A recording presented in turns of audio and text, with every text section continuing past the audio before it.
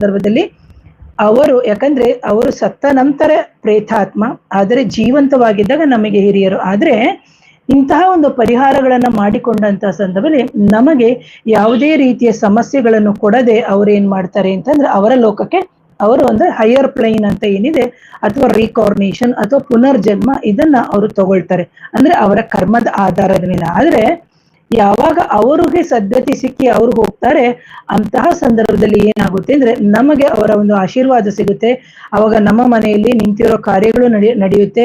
ಒಂದು ಸೈಟ್ ತಗೋಬೇಕಾದ್ರೆ ಸೈಟ್ ಆಗುತ್ತೆ, ಅಥವಾ ಶುಭ ಕಾರ್ಯಗಳು, ಮಕ್ಕಳ ಮದುವೆ ಅಥವಾ ಮಗನ ಮದುವೆ ಇವೆಲ್ಲವೂ ಇತ್ತು ಅಂತಂದ್ರೆ ಖಂಡಿತವಾಗ್ಲೂ ಇವೆಲ್ಲವೂ ಮದುವೆ ಕಾರ್ಯಗಳು ಅಥವಾ ಪೂಜಾ ಕೈಂಕರ್ಯಗಳು ಇದೆಲ್ಲವೂ ನಡೆಯುತ್ತೆ. ಯಾಕೆಂದ್ರೆ ನಮ್ಮ ಪಿತೃಗಳು ಅಂತಹ ಸಂದರ್ಭದಲ್ಲಿ ಜಾಗೃತರಾಗಿ ಅವರು ನಮಗೆ ಏನೋ ಕಾರ್ಯಗಳನ್ನು ಮಾಡ್ತಾ ಇದ್ದಾರೆ, ನನ್ನನ್ನ ದಾರಿಗೆ ಅಂದ್ರೆ ನನ್ನನ್ನ ಆ ದಾರಿಗೆ ಕರ್ಕೊಂಡು ಹೋಗ್ತಾ ಇದ್ದಾರೆ.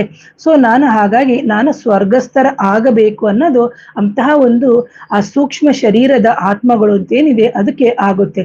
ಇಲ್ಲದೇ ಇದ್ರೆ ಅಂತಹ ಸಂದರ್ಭದಲ್ಲಿ ನಿಮಗೆ ಯಾವಾಗ ಇವರು ಅಂತಹ ಒಂದು ಆತ್ಮಗಳು ತನ್ನ ಯಾವುದೇ ಸಮಸ್ಯೆಗಳು ಇಲ್ಲದೆ ಅವರು ತನ್ನ ಲೋಕಕ್ಕೆ ಹೋದಂತಹ ಸಂದರ್ಭದಲ್ಲಿ ನಮ್ಮ ಎಲ್ಲ ಕಾರ್ಯಗಳು ನೆರವೇರುತ್ತೆ. ಯಾವಾಗ ಅನ್ಯ ಆತ್ಮಗಳು ನಮ್ಮ ಮನೆಯಲ್ಲಿ ಇದ್ದು ಯಾರೋ ಮಾಡಿ ಕಳಿಸಿದಂತಹ ಸಂದರ್ಭದಲ್ಲೂ ಅಥವಾ ನಮ್ಮ ಹೌರ ಸರಿ ಇಲ್ಲದೆ ಇದ್ದು ಪ್ರಾರಬ್ಧ ಕರ್ಮಗಳು ಇದ್ದಂತಹ ಸಂದರ್ಭದಲ್ಲಿ ನಮಗೆ ಅಮಾವಾಸ್ಯೆ ಹುಣ್ಣಿಮೆಯ ದಿನಗಳಲ್ಲಿ ಜಗಳ ಆಗೋದು, ಮನೆಯಲ್ಲಿ ನೆಮ್ಮದಿ ಇರಲ್ಲ, ಒಬ್ರಲ್ದೆ ಒಬ್ರು ಹುಷಾರ್ ತಪ್ಪೋದು, ಜೊತೆಗೆ ಮನೆಗೆ ಬಂದ ತಕ್ಷಣ ಗಲಾಟೆಗಳಾಗೋದು, ಕೋಪ ನಡೆಯುವಂಥದ್ದು ಇವೆಲ್ಲವೂ ಇರುತ್ತೆ. ಯಾವಾಗ ಇದೆಲ್ಲ ಪರಿಹಾರ ಆದ ನಂತರ ನಿಮಗೆ ಹಣಕಾಸಿನ ಅಭಿವೃದ್ಧಿ ಆಗುತ್ತೆ, ಜೊತೆಗೆ ನಿಂತು ಹೋಗಿರುವ ಕೆಲಸಗಳಾಗುತ್ತೆ, ಅದರ ಜೊತೆಗೆ ಮನೆಯಲ್ಲಿ ಗಲಾಟೆಗಳೇನಾದ್ರಾದ್ರೆ ಆ ಗಲಾಟೆಗಳು ಕಮ್ಮಿ ಆಗುತ್ತೆ, ಶಾಂತವತವಾದಂತಹ ಜೀವನವಾಗುತ್ತೆ. ಜೊತೆಗೆ ಯಾವಾಗ ದೇಹದಿಂದ ನೀವು ಉಚ್ಚಾಟನೆ ಮಾಡ್ಕೊಳ್ಳುವಂಥದ್ದು ಅಥವಾ ದೇಹದಿಂದ ತೆಗೆಸ್ಕೊಳ್ಳೋದು ಅಥವಾ ಮನೆಯಿಂದನೂ ಅದು ಅಂತಹ ಶಕ್ತಿಗಳು ದೂರ ಆದಂತಹ ಸಂದರ್ಭದಲ್ಲಿ ನಿಮ್ಮ ಕಾರ್ಯಗಳು ಸುಸೂತ್ರವಾಗಿ ನಡೆಯುತ್ತೆ. ಜೊತೆಗೆ ಯಾವುದೇ ರೀತಿಯ ಸಮಸ್ಯೆಗಳು ಇರಲ್ಲ. ಒಂದು ಮನೆಯನ್ನ ತಗೋಬಹುದು, ಒಂದು ಕೆಲಸಗಳು ಸಿಗುತ್ತೆ ಅಥವಾ ಶುಭ ಕಾರ್ಯಗಳು ನಡೆಯುತ್ತೆ.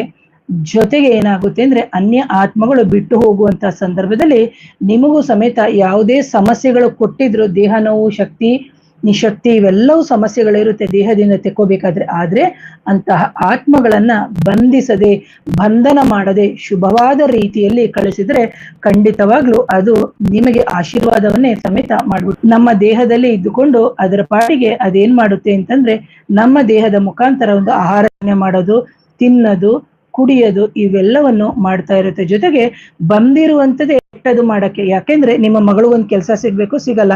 ನಿಮ್ ಗಂಡನ ಜೊತೆ ಚೆನ್ನಾಗಿರ್ಬೇಕು, ಆಗಲ್ಲ.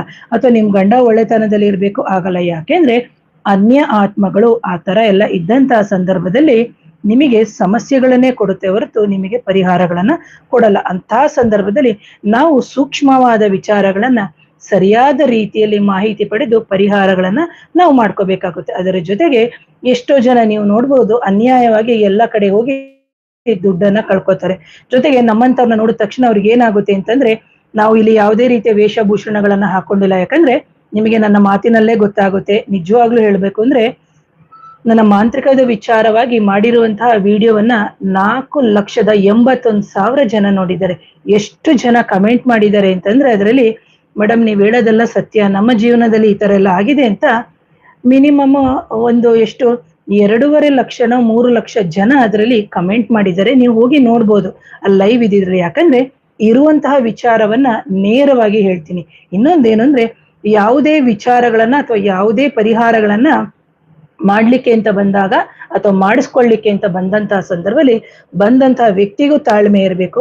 ಜೊತೆಗೆ ಇಂತಹ ತಾಳ್ಮೆ ಇದ್ದಂತಹ ಸಂದರ್ಭದಲ್ಲಿ ನಿಮ್ಮ ಕೆಲಸವೂ ಆಗುತ್ತೆ. ಕೆಲವ್ರು ಏನ್